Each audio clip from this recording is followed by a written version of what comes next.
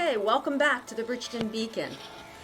I am here with Chuck Fralinger of Fralinger Engineering, and I would like to congratulate you and Fralinger Engineering on receiving the Business Hero Award this year, 2024, from the Bridgeton Area Chamber of Commerce. And I'll just note this is the second time Fralinger Engineering has received this award, so congratulations. Thank you, thank you.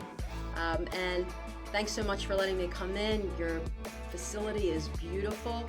I mentioned to you that back in 1988, that summer, I worked for Fralinger Engineering out doing perk tests, and a lot has certainly changed since then. But I wanted to just take a couple minutes to speak with you about Fralinger Engineering, how it got started, and how it has grown over the years. Okay. Fralinger Engineering started in my dad's basement probably in 1960. He was working for the NJDOT at the time. He graduated college with a degree in civil engineering in 1954. Met my mother then. They married, went into the Army, and again started the DOT about 1960. At that time, one of his co-workers was selling some survey equipment. So my dad decided to buy a transit, a level, and some measuring tapes. So my dad started surveying after his job with the DOT. He would come home, go out surveying with his father, and at night draw the maps, and just hard work and dedication. Where was he living then? He lived in Glen Park for a year or two. In Bridgeton? In Bridgeton. Okay. He lived his whole life in Bridgeton.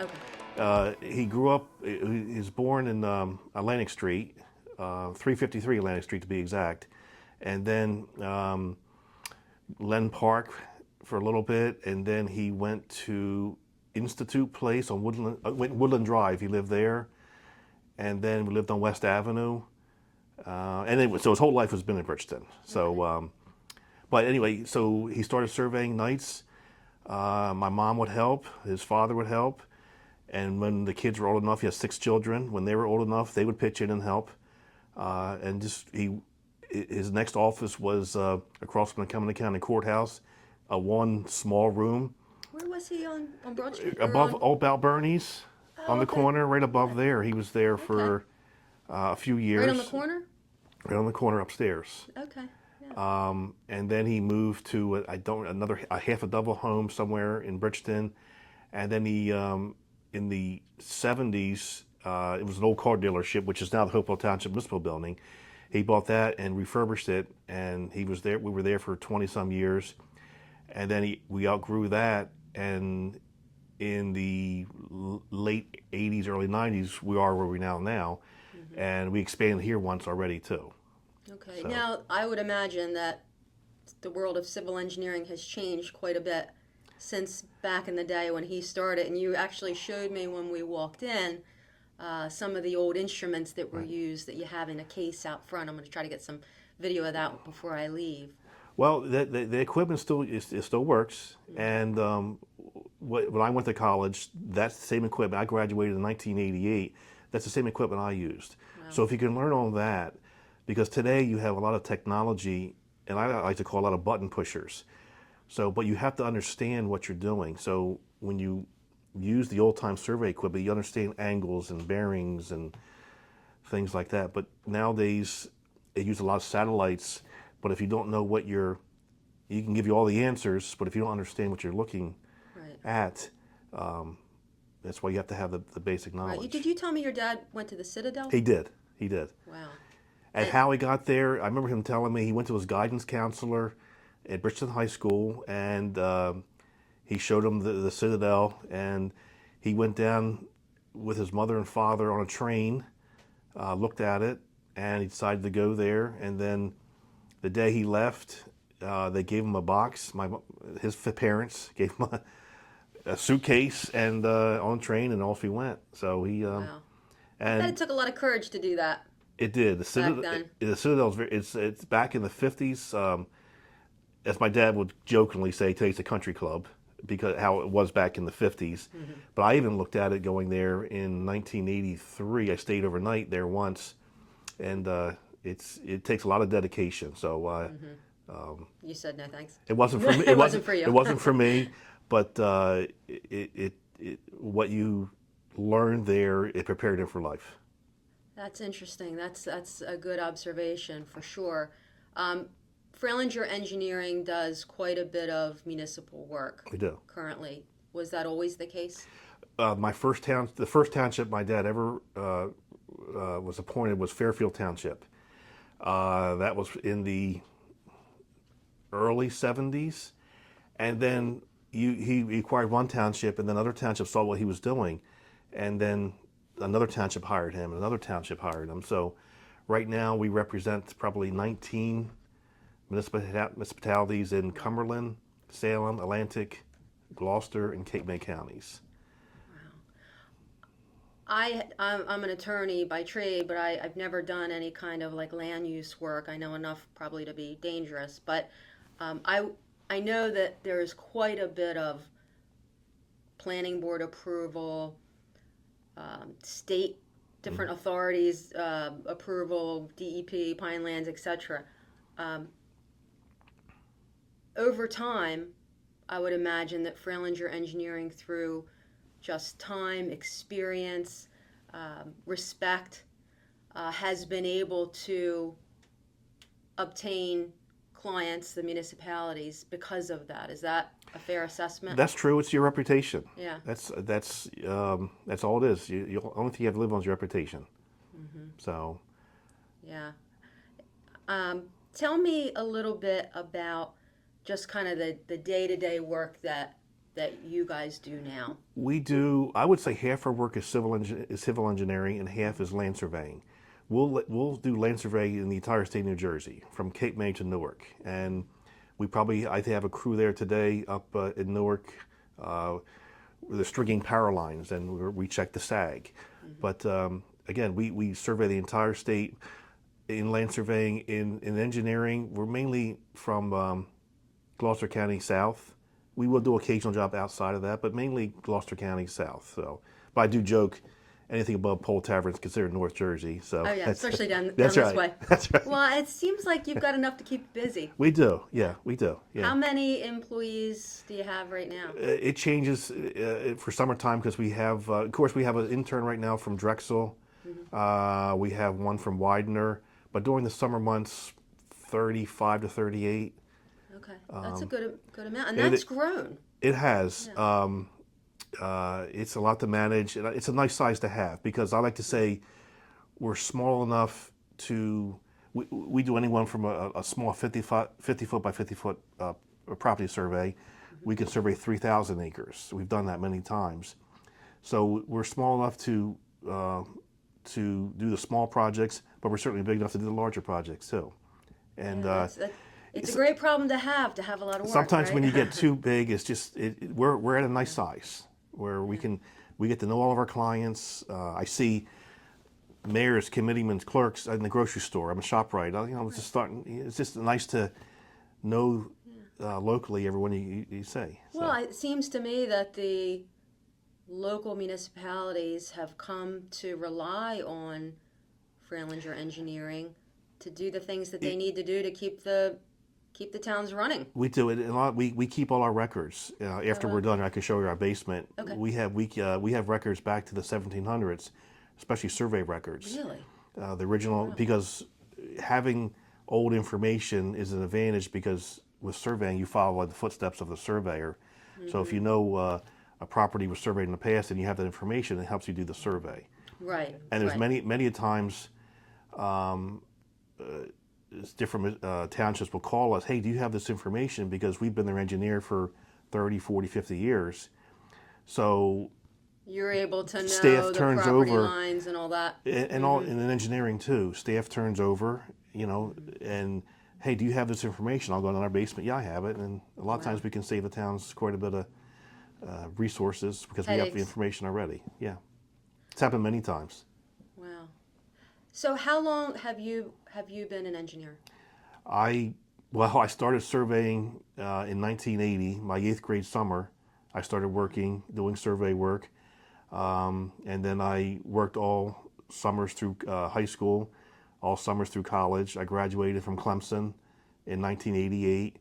I came back home, started working. Then I went back to school and I got another degree in land surveying from Spring Garden College in Philadelphia.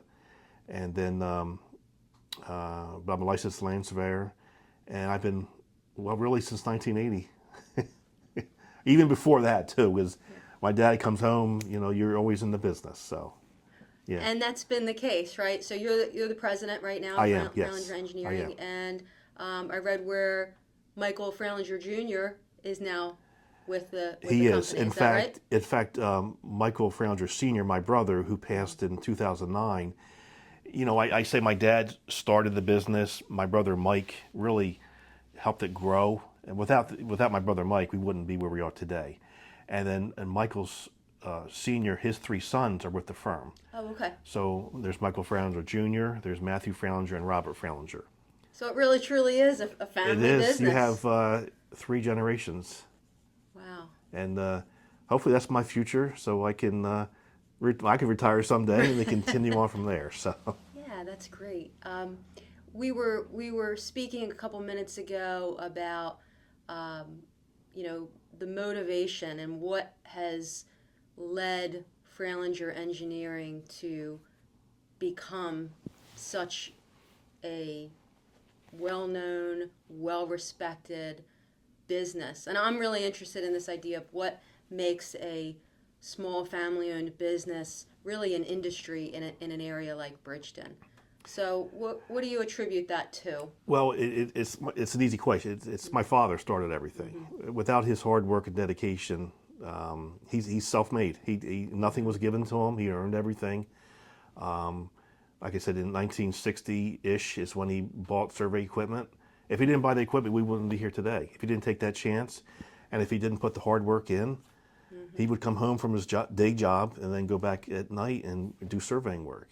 And as he said, Kind of on the side, you mean, or yeah, as extra money? at Oh, night okay. he would, after his DOT work, he would come home, Okay. go out surveying with his father, collect all the information, come back that night and draw the maps up. Wow. And So hard work, dedication, but also being able to take a chance. yeah, if he didn't take that chance of buying the survey equipment, he bought it and then he started using it and then putting the hard work in. And I guess he would always tell us, you know, for his kids, he wanted to put ice cream on the table, meaning something a little extra, you know, so he worked so hard to give the kids ice cream is how he says it. So basically, his motivation was providing for his Providing for family. the family, exactly. Yeah. Okay. Yeah. And the tradition has continued now on through 3 generations. That's correct. Yeah.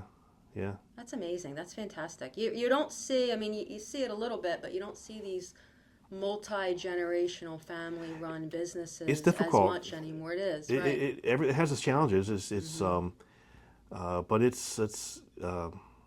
we've made it work. Right. Over many decades of varying degrees of economic, That's right. ups and downs. We survived for sure. in the 70s, the hard times, the early 2006 and 7. And I also say in 2009 was a bad economic time. That's my brother passed too.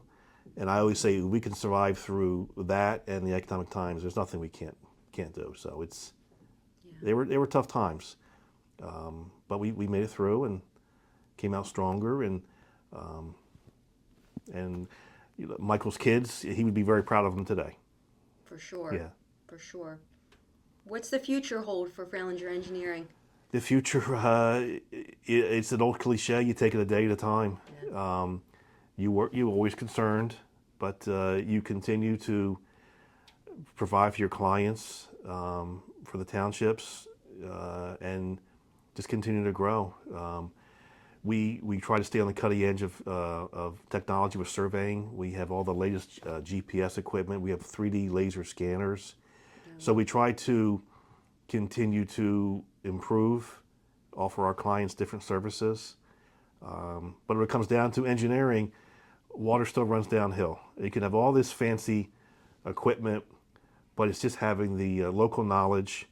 We live in the community, so we have a vested interest in the county. Most of our staff lives in Cumberland County, so we want to see this area thrive. And what little part we can do engineering-wise, that's what we do. Great. Well, thank you so much for telling me a little bit about the Okay. history and about Fralinger Engineering and really about your dad, because he started it all. He started it all. He started it all. Yeah. Like I said, gave me one of my very first jobs. That's right. So- Me too. Why don't we take a walk outside? Do you mind just giving me a little tour Absolutely. of the case out front? Absolutely. Yes. All right, let's do it. Okay. Tell with me what we're looking at here. Yeah, this is just some placards on my dad's wall. This is where he received his original commission from the Citadel, from General Mark Clark. That's amazing. Maybe want to look him up. He's a lot of history with the general. So Wow. Okay. but he was actually, when he retired from the military service, he was the head of the Citadel at the time. Wow, that's great. So Show me that case out front. I'll follow you. yes, okay.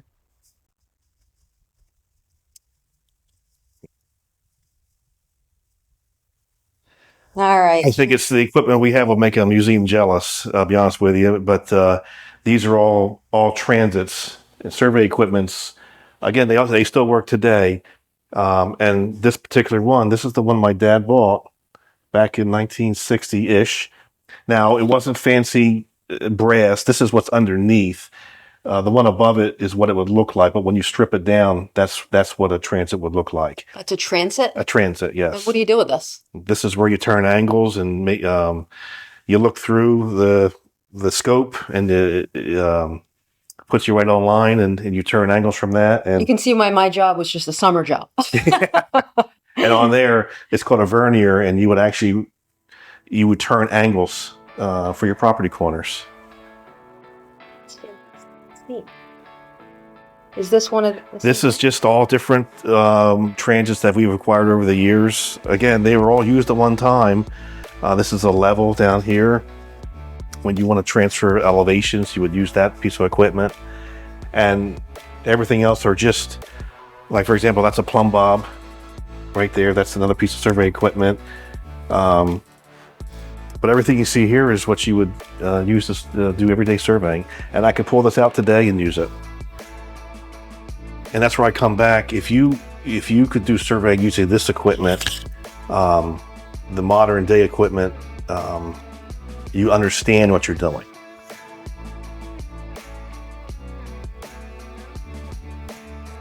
No business is going to be successful unless you've got the knowledge and skill in your field. Correct, yeah.